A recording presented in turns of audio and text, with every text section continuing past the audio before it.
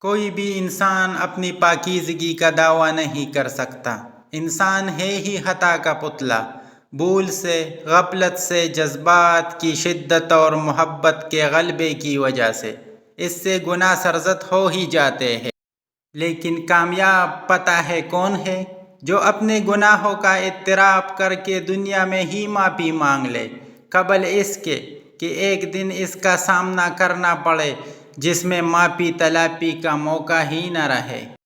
لوگوں کو بتایا گیا کہ وہ اپنی حد و حال، گورے رنگ اور لمبے قد کی وجہ سے خوبصورت لگتے ہیں، حالانکہ وہ ہر انسان خوبصورت ہے جو ایک ہمدرد روح اور خوبصورت مسکراہٹ کا مالک ہے۔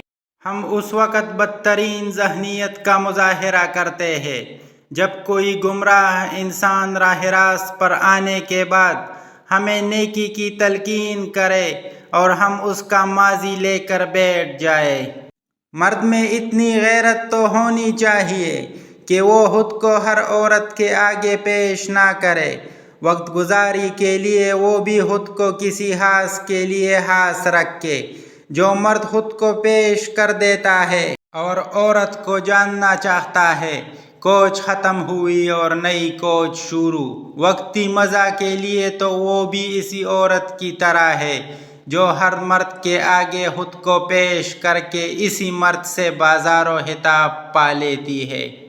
ابھی جو تم سانس لے رہے ہو، کہیں دوسرا شخص اپنی زندگی کا آخری سانس لے رہا ہوگا۔ اس لیے زندگی سے شکایت کرنا چھوڑ دو اور جو پاس ہے اس میں خوشی رہنا سیکھو۔